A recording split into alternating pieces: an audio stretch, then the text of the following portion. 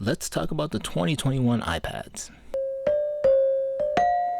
Hey everyone, so good to see you. I hope you're doing well. Hope your day, evening, night, whenever you're watching this, hope you're doing well and your day has gone well.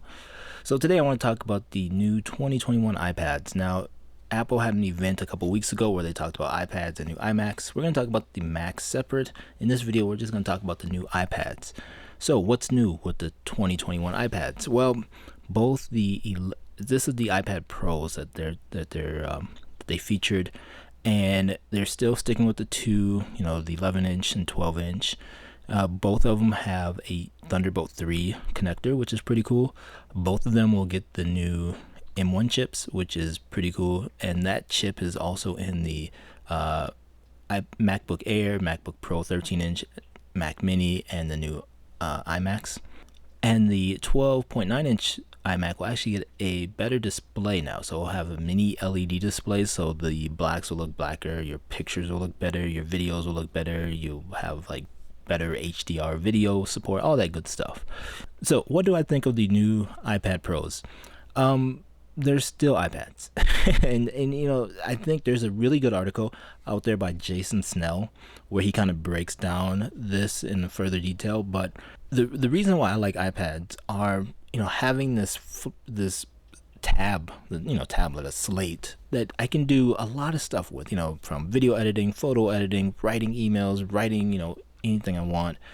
And that's really cool. However, with these new iPad Pros, yes, you have a Thunderbolt 3 connector on both of them. That's really great. And you can export out to Apple's HD, or their monitor. I forgot what it's called, but it's like a $6,000 monitor with a stand. That's with the $1,000 stand.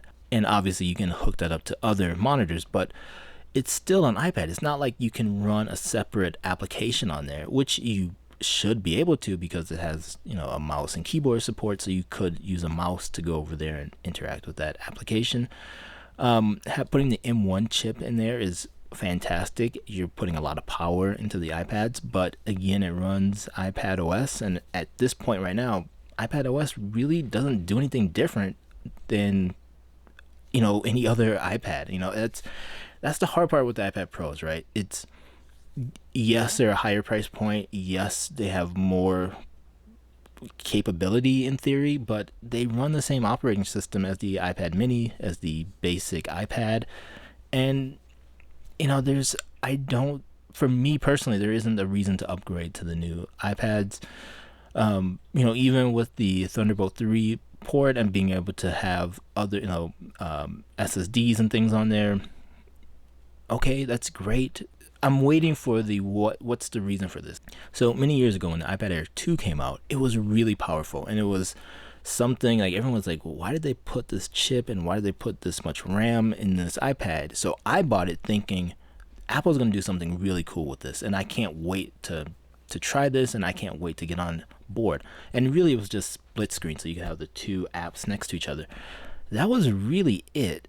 And there wasn't a reason to have so much power in that iPad. And I feel like that's the same thing going on here. Like, you could, in theory, run macOS on these new iPad Pros.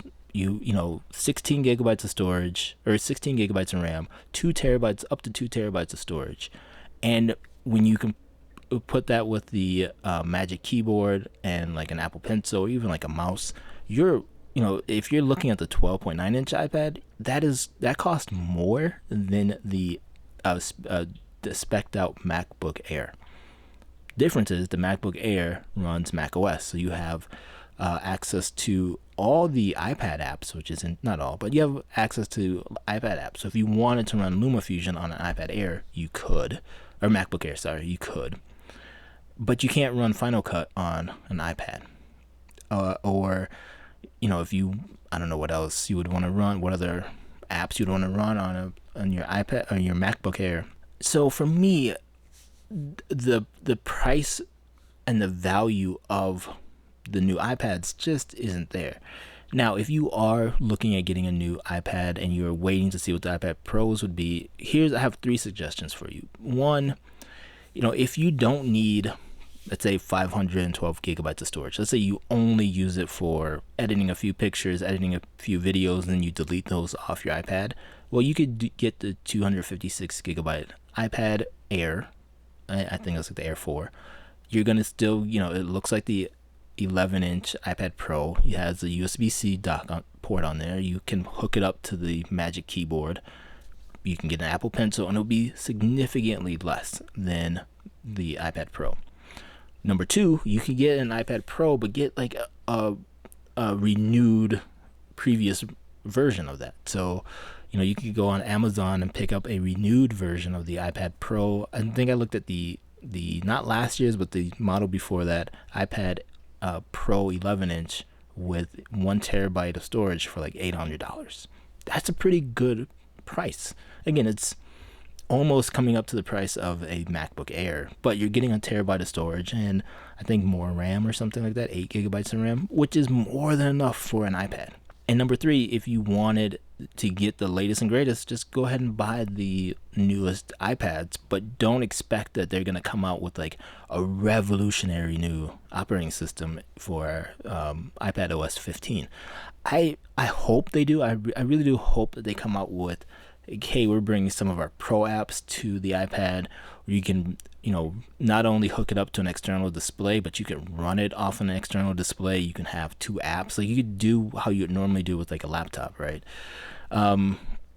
Ideally, it'd be crazy, but it'd be pretty interesting if you could run macOS on these new iPad Pros. In theory, there's nothing holding them back from doing that other than messing up and blurring the lines between the iPad and the laptops. But even at that point, it's more of like, what's your form factor that you'd like to use, right? Do you want to use like a tablet slate type of deal that you can take off and put on when you need to, or do you want to use a traditional computer? So that could be something. I don't think they're going to do that anytime in the next couple years, to be honest, but you never know, Apple could surprise us. So that's my feeling on the 2020 iPad Pros. I don't think it's worth it right now to upgrade to the new ones. Again, once Apple comes out with their new operating system, the iPad OS 15, and they should be talking about that in June at the WWDC conference, then maybe there'll be a reason to upgrade to it. But personally, I'm still sticking with my 2017 iPad Pro, and if anything, I might upgrade to an older, like the 2018 and 2019 11-inch iPad Pro, just because I want at least 500 gigabytes of storage, maybe a terabyte, maybe a terabyte. Let me know down in the comments, what do you guys think of the new iPad Pros? Are you interested in them? Are you gonna get them? They're still, at the time of this recording, they're still only out for pre-order. I don't think they're gonna be delivered. I think they're being delivered in the second half of the month, so towards the end of the month, or even beginning of June. I can't remember, but I'm not getting one. But I would love to know what you guys think. Or are you gonna hold out for another year if you have an iPad, or would you think about getting a renewed iPad? And I will have a couple links to the ones I found on Amazon. Again, Amazon renewal program is really good. I got my iPad Pro 2017 from there, and it's great. I still use it today. Thank you all so much for watching this video. I really do appreciate each and every one of you, and I will see you in the next one. Talk to you later. Bye bye.